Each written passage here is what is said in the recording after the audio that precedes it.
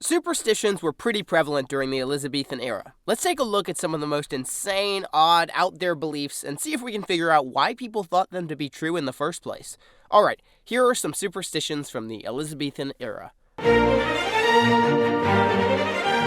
Alright, number 1. The first one. This is a list. Saying God bless you after a sneeze was common because people thought the devil might enter you when you opened your mouth to sneeze.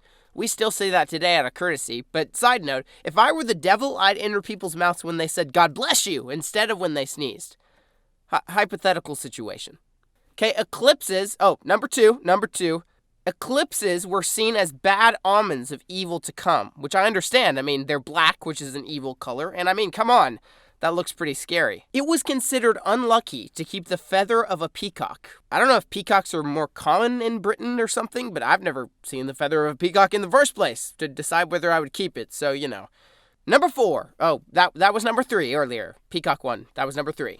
You didn't want a black cat to cross your path because, well, cats are not good pets, and I don't know why people keep them. Nope, just kidding. It was because A, they were considered the pets of witches, which we'll get to, and B, they were black, which is, again, the color of evil. Oh, that's not remotely what I meant. Basically everything bad that happened in your life you could blame on a witch. Bubonic plague? Witches. Crops didn't grow? Those witches. Cow died? Freaking witches. Can't find your keys? Nope, I'm just kidding. They didn't have cars back then, so thus, no keys. See, I was testing you.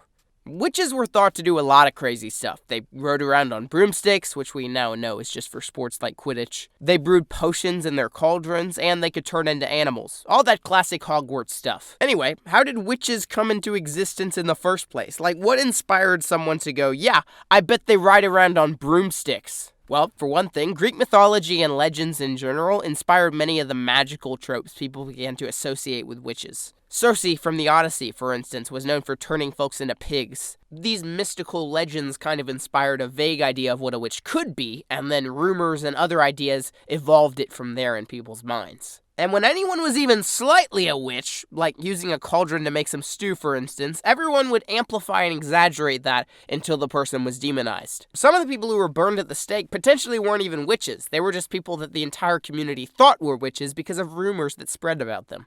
What makes you think she's a witch? Well, she turned me into a newt. A newt? I got better. Alright, so we've heard a lot about bad luck around here. That's probably because these people really had a lot of bad things happen to them, like the plague, and they needed something to blame literally everything on. But what about good luck? Let's be proactive with luck here. Oh, here's a cool one. The 7th son of a 7th son was often thought to have magical powers. People often say this kind of relates to Ginny Weasley in Harry Potter because she's the 7th daughter in the family and she's really good at the magic stuff. She's not a child of a 7th son though, so it only vaguely connects, but hey, I'm gonna roll with this fan theory. The right hand of someone who used to be a prisoner was often thought to have healing powers and give that person stealth, which is pretty cool. Some people thought that if a cow breathed on you, you'd have good luck? Alright, these are getting outrageous. Hang on, are these fake? These have to be fake. I mean, was there like a sudden uptake in people going out to cow pastures and putting their face under cows' nostrils? Like, hey, I'm getting good luck, guys, don't mind me. So yeah, those are some of the amazing and frankly quite odd superstitions in Elizabethan culture. Why did people believe all these things? Well, here's my perspective. When you're in a hard situation, like a plague striking the entire nation, for instance, you know, something small like that, you need something to blame or rely on for assistance. When your friend catches the plague, you need something you can tell him to do to try to stop it. Like getting a cow to breathe on him. You know, that might help.